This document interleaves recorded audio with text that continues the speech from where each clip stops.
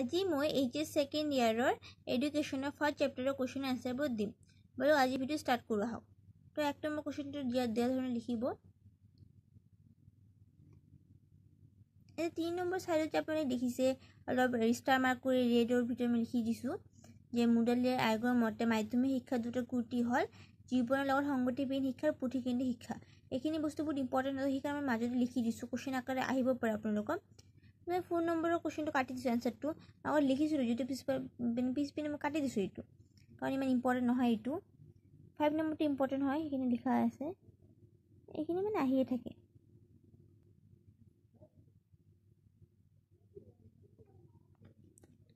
যেবিলাক বস্তু অলপ বেছি ইম্পৰ্টেন্ট হয় সেইবিলাকৰ মাজত সোমাই দিছো। এই 11 নম্বৰ কোৱেশ্চন আনসাৰটো নালাগে আপোনালোকৰ, ইমান ইম্পৰ্টেন্ট নহয় এইটো, সেইকাৰণে এইটো মই ক্ৰছ মাৰ্ক দি ৰাখিছো। 11 নম্বৰটো ইম্পৰ্টেন্ট নহয়, 12 নম্বৰটো বহুত ইম্পৰ্টেন্ট হয়, ভেৰি ভেৰি ইম্পৰ্টেন্ট হয়, তো এইটো আপোনালোক চাবই।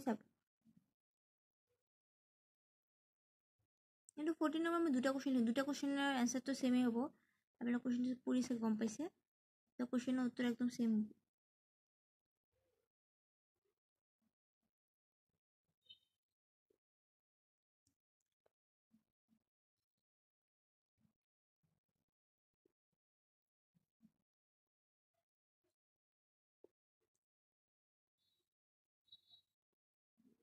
কিন্তু 2 নম্বৰটো আছে যে বৃত্তিগত যোগ্যতা উন্নতকৰণ, এইটো অলপ মানে বেলেগকৈ লিখিছো মই পিছত, যে আমাৰ দ্বিতীয়টো প্ৰয়োজনীয় দিকটো হৈছে ছাত্ৰ ছাত্ৰীসকলৰ বৃত্তিগত পাৰদৰ্শিতা বৃদ্ধি কৰা। আৰু মাৰ্কখিনি লিখিব, মাৰ্ক কৰাখিনি। তাৰপিছত সেকেন্ড লাইনটো হ'ব যে ছাত্ৰসকলৰ বৃত্তিগত যোগ্যতা উন্নতিৰ বাবে মুডালিয়াৰ আয়োগৰ পৰামৰ্শসমূহ হ'ল,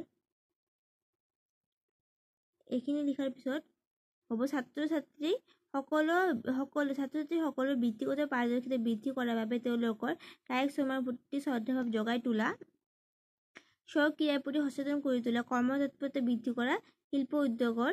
আপোনালোকে অলপ ডাঙৰকৈ পঢ়িব বিচাৰে তেন্তে মানে মান উন্নত হ'ব, একদম লাষ্টখিনি লিখিব পাৰে। আৰু যদি ভাবে যে অলপ সৰুকৈ লিখিম তেন্তে লাভৰ সুবিধা পাব, সেইখিনি লিখিলেও হ'ব, মানে গোটেইখিনি লিখিলেতো ভালেই, আপোনালোক গমেই পাইছে। কিন্তু আপোনাৰ টাইম যদি অভাৱ হয় তেন্তে লাভৰ সুবিধা হ'ব, সেইখিনি লিখিব পাৰে। ব্যক্তিত্বৰ বিকাশ, সেইখিনি চাইছে। নেতৃত্ব শিক্ষাটো মই অলপ শৰ্ট কৰি দিছো, এইটো আগত মাৰ্ক কৰাখিনি লিখিব যে গণতন্ত্ৰৰ পৰা প্ৰয়োজনীয়লৈকে লিখিব। তাৰপিছত সেকেন্ড লাইনত লিখিব সৰৰ পৰা একদম যোগান ধৰিব লাগিব। মাজত মই আৰু এটা ইম্পৰ্টেণ্ট লাইন সোমাই দিছো, মানে বেলেগ কোৱেশ্চন হয় এইটো, যে নেতৃত্ব গুণৰ বিকাশৰ বাবে মুডালিয়াৰ আয়োগে আগবঢ়োৱা পৰামৰ্শ কি। তো এনসাৰটো আপোনালোকে লিখিব মাধ্যমিক শিক্ষাৰ অনুশাসনৰ প্ৰশিক্ষণ আৰু নেতৃত্বৰ প্ৰশিক্ষণ থাকিব লাগে। এইটো এটা বেলেগ কোৱেশ্চন হয়, ইম্পৰ্টেন্ট হয় কোৱেশ্চনটো।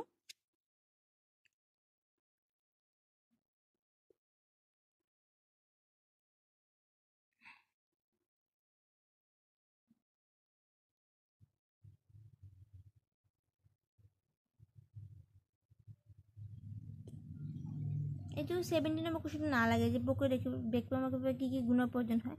যদি আপুনি লিখিব বিচাৰে লিখিব পাৰে, অলপ ইম্পৰ্টেন্ট হয়, গতিকে সিমান এটা ইম্পৰ্টেন্ট নহয়, বেছিভাগ মানে নাহে, একবাৰো অহা দেখাই পোৱা নাই মই যিমান কোৱেশ্চন মই সলভ কৰিছোঁ মোৰ লাইফত। তো এইটো মানে সিমান ইম্পৰ্টেন্ট নহয়, কিন্তু আপোনালোকে পঢ়িব বিচাৰে পঢ়িব পাৰে। এইটো লাষ্টৰ এই দুটা লাইন ইম্পৰ্টেন্ট হয়। জাতীয় শিক্ষা বুলিলে কি বুজা আহিব পাৰে, তো এইটো লাষ্টৰ লাইনটো লিখি দিব আপোনালোকে।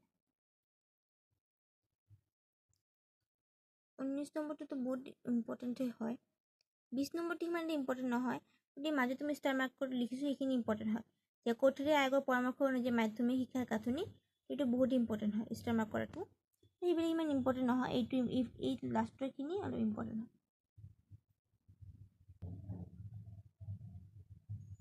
সেইখিনি মই কাটি দিছোঁ, এইবিলাক একদমেই ইম্পৰ্টেন্ট নহয়। এই মাজত যে 29 নম্বৰটো আছে সেইটো অলপ ইম্পৰ্টেন্ট হয়। 30 নম্বৰটো সিমান ইম্পৰ্টেন্ট নহয়। 31 কোৱেশ্চনটো আপোনাৰ চাই লওক। এতিয়া মানে অলপ মই শ্বৰ্ট ফৰ্মৰ বস্তুখিনি বুজাই দিয়াৰ কাৰণে লিখিছোঁ। আপোনালোকে মেইন পইণ্টটো কোঠাৰী আয়োগৰ লক্ষ্যবোৰ হ'ল শিক্ষাৰ উৎপাদনমুখিতা। এতিয়া উৎপাদনমুখিতাৰ কাৰণে কি কৰিব লাগিব, বিজ্ঞানভিত্তিক শিক্ষা, তো সেই বিজ্ঞানভিত্তিক শিক্ষাৰ কথা অলপ লিখিব, কৰ্ম অভিজ্ঞতাৰ কথা অলপ লিখিব, বৃত্তিমুখী, মানে গোটেইবিলাক পইণ্টখিনি অলপ লিখিলেই হৈ যাব, বা নিলিখিলেও কথা নাই, মানে মাৰ্কছ দিয়াৰ চান্স আছে। মানে এতিয়া কোৱা নাযায়, তো সেইকাৰণে আপোনালোকে অলপ ভালকৈ বনাই লিখিব লাগিব। এইটো মই মানে নোটছটো ভালকৈ নাই মোৰ লগত, মই পিছফালে এইটো বনাই দিবলৈ যত্ন কৰিম।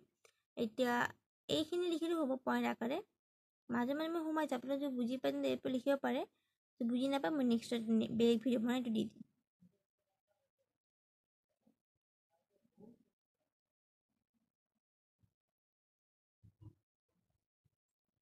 3 নম্বৰ কুৱেশ্যনটো ইম্পৰ্টেণ্ট নহয়, তো সেইকাৰণে মই ডাইৰেক্ট 34টো দি দিছোঁ।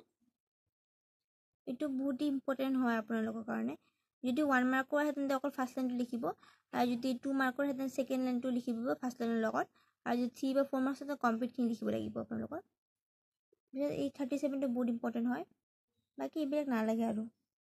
39টো ইম্পৰ্টেণ্ট হয় আৰু 40টো ইম্পৰ্টেণ্ট হয়। এইখিনি পঢ়িব আপোনালোকে, বহুত ইম্পৰ্টেণ্ট হয় এইখিনি বস্তু। পিছত আকৌ 843 পৰা ষ্টাৰ্ট কৰিব, এইখিনি ইম্পৰ্টেণ্ট হয় অলপ। মই কিতাপৰ পৰা যিখিনি বস্তু দৰকাৰ বুলি কুৱেশ্যন হিচাপে মই বনাব পাৰোঁ, মই গোটেইখিনি বনাইছোঁ কুৱেশ্যন হিচাপে, কিন্তু তাৰে মাজৰ পৰা অকল মই ইম্পৰ্টেণ্টখিনিহে এতিয়া দি আছোঁ আপোনালোকক, কাৰণ বাকী চব কৰিতো লাভ নাই না, সেইবিলাক নাহে পৰীক্ষাত।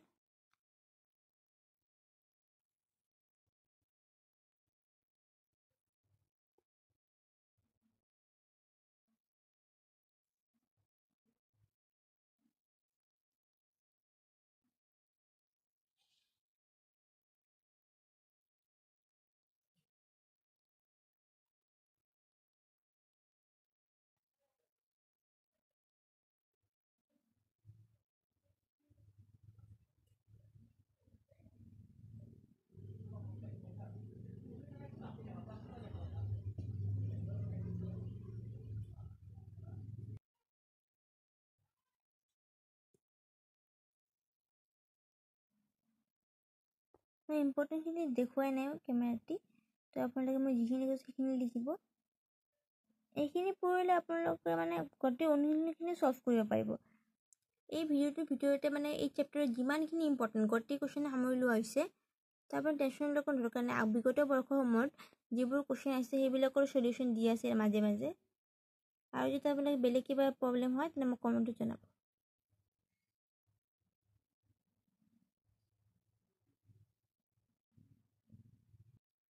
এই যে মাজে মাজে ষ্টাৰ মাৰ্ক দিয়া আৰু ইম্পৰ্টেণ্ট বস্তুখিনি সোমাই দিছোঁ। তাৰপিছত আৰু এটা ষ্টাৰ মাৰ্ক তলত লিখিছোঁ যে আপুনি দেখা পাইছে, অলপ সৰু সৰু হৈছে বস্তুখিনি, আপুনি চাওক যে অসমৰ মাধ্যমিক শিক্ষাৰ সমস্যাসমূহ সমাধানৰ বাবে পৰামৰ্শ। তো 1 নম্বৰ পৰামৰ্শটো দিয়া আছে, শিক্ষাৰ গুণগত মানদণ্ড উন্নত কৰাৰ বাবে বৈষম্যমূলক শিক্ষা ব্যৱস্থা আঁতৰ কৰিব লাগিব। 2 নম্বৰটো প্ৰশিক্ষণপ্ৰাপ্ত শিক্ষক নিযুক্তি দিব লাগে। 3 নম্বৰটো মাধ্যমিক শিক্ষাৰ পাঠ্যক্ৰম প্ৰায়োগিক বিধৰ কৰি তোলা, আৰু এই 4 নম্বৰটো হ'ব মাধ্যমিক শিক্ষাত বৃত্তিমূলক বিষয় অন্তৰ্ভুক্ত কৰিব লাগে। 73টো বহুত ইম্পৰ্টেণ্ট হয়, আহে মানে পৰীক্ষাত আহি থকা প্ৰশ্ন হয় এইখিনি।